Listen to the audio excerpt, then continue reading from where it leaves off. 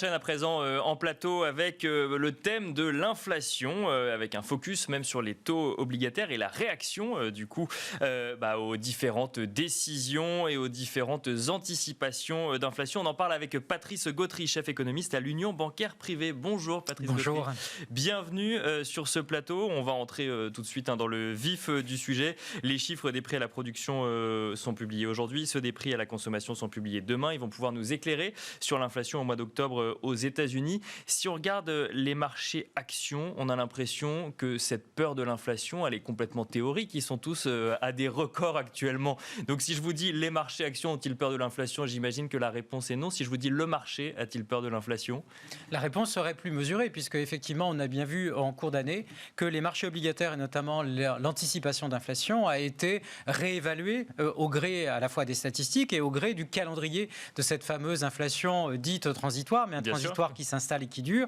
Et donc on voit qu'à chaque fois, à chaque nouvelle étape, en définitive, quand on atteint les 4, les 5 et bientôt les 6%, on va le voir demain, on va être certainement très très proche des 6% sur un an donc aux États-Unis, eh bien on a effectivement ce phénomène d'anticipation qui continue à augmenter, mais qui se situe par exemple entre 5 et 10 ans, on est à 2,5%. Donc c'est une inflation, je dirais, élevée par rapport à une situation pré-Covid où on avait en fait plus de risques de déflation, désinflation. Donc là, on retrouve des mécanismes inflationnistes.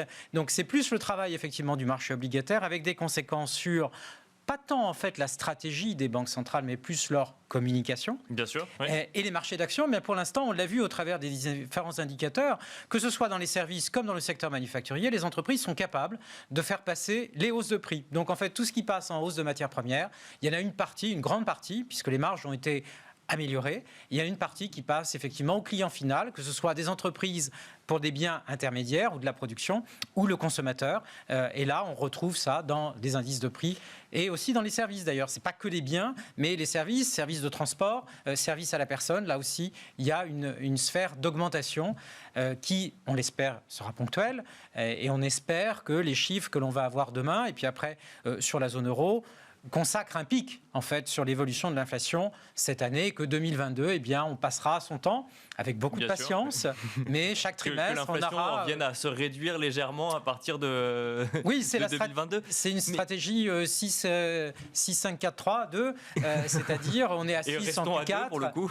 et on aimerait bien avoir, ou les banquiers centraux, mais aussi les marchés aimeraient bien avoir un retour à 2 qui se profile fin 2022, 2023. Mais alors, pour bien comprendre, parce que la Fed a engagé son tapering mercredi dernier.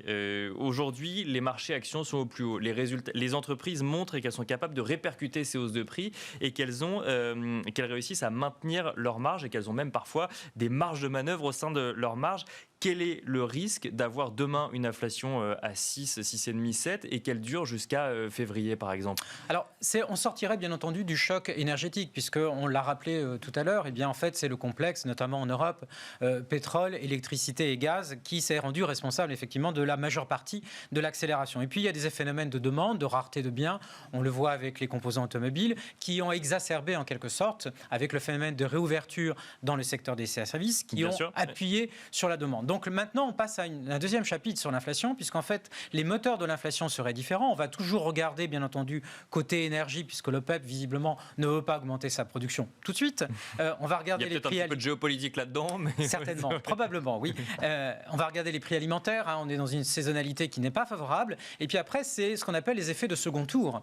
C'est-à-dire, est-ce que derrière, on l'a vu avec la statistique de vendredi dernier, est-ce qu'il y a une augmentation des salaires? Et est-ce que l'inflation plus élevée génère en fait des demandes de salaires plus élevés qui elles-mêmes amènerait effectivement une inflation plus élevée. C'est là ce mécanisme-là qui est différent de l'inflation que l'on a observée en 2021, qui pourrait faire craindre à ce moment-là, amener des perturbations sur les marchés financiers et effectivement être une épine dans le pied du discours des banques centrales et notamment de Mme Lagarde avec la Banque centrale européenne qui a écarté aujourd'hui les effets de second tour en disant que côté salaire, c'était plutôt calme.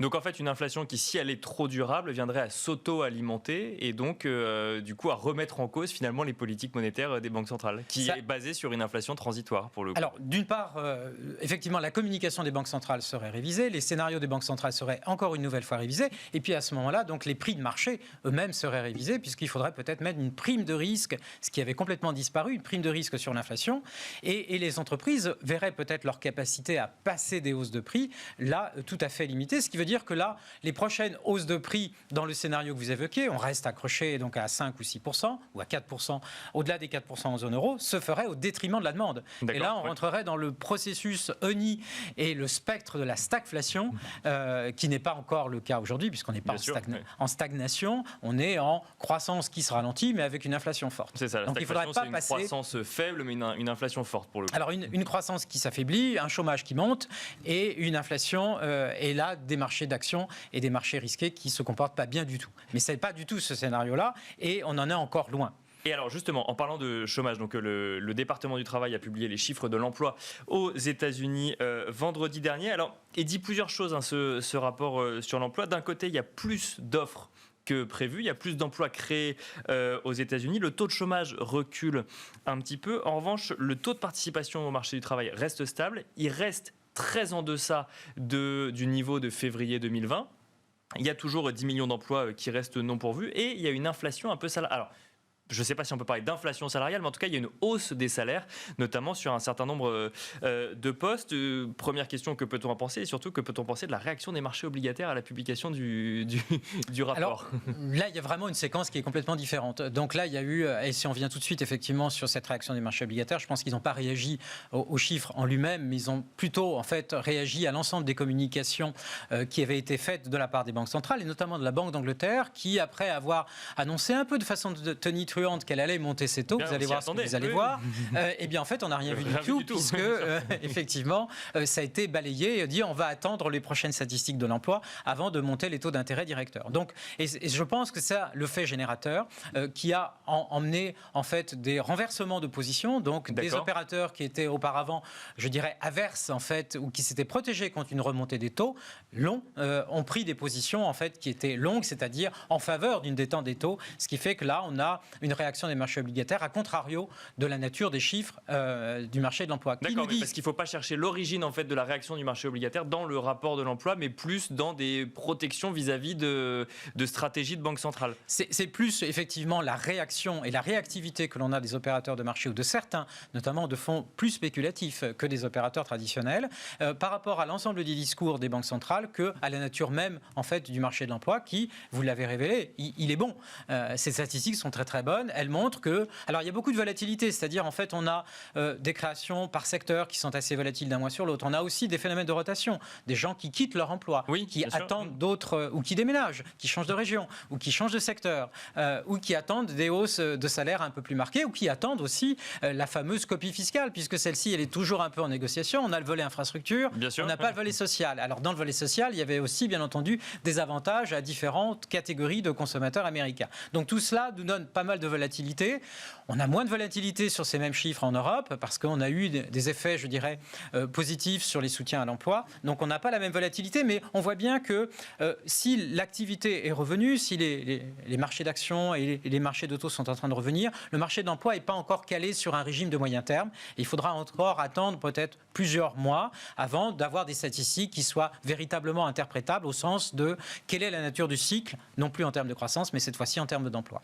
Alors, vous l'avez mentionné, on peut en parler rapidement, c'est ce plan Biden. Donc là, effectivement, vendredi a été voté 1000 milliards de dollars donc de plan pour les infrastructures. Le volet social n'a pas forcément été, en tout cas le plan avec un volet social a lui été reporté. Cette négociation sur ce second plan, ça va du coup faire durer potentiellement cet attentisme. Et ensuite, ce volet social peut lui venir quelque part alimenter en fait une nouvelle inflation, puisque du coup il y aurait une augmentation du pouvoir d'achat subite d'un certain nombre de consommateurs américains. Visiblement, c'est ce qui coince un peu, même dans le camp des démocrates, puisque les négociations sont assez difficiles. Et le plan Biden tel qu'il avait été présenté, donc les 3,4 avec un volet infrastructure, 600 intéressant. Et puis après, le reste, c'était en fait des investissements et des dépenses sociales. Donc à la fois du soutien aux consommateurs, mais aussi des créations d'emplois, des agences particulières, avec, je dirais, un objectif aussi d'aider l'emploi dans les communautés. Donc on voit qu'il y a derrière ce volet social, il y a un discours éminemment politique. Eh bien, c'est effectivement ça qui visiblement bloque. Et je pense qu'en définitive, on n'aura pas énormément de soutien pour les consommateurs donc en 2022 par rapport à ce qui a déjà été fait donc en 2021. Ce sera plutôt à la marge. Et en fait, l'essentiel du plan risque d'être autour des infrastructures. Et sachant qu'il y a encore quelque chose qui doit être négocié, c'est le fameux relèvement du plafond de la dette, parce qu'aujourd'hui, le Trésor ne peut plus émettre à long terme, il émet à très très court terme, ce qui n'est pas très très sain en termes de gestion. Merci beaucoup Patrice Gautry, on finira là-dessus. Je rappelle que vous êtes chef économiste à l'Union bancaire privée. Merci à vous de nous avoir suivis. On regarde rapidement le CAC 40 qui gagne 0,35% à la mi-journée à 7072 points et on se retrouve ce soir à 17h.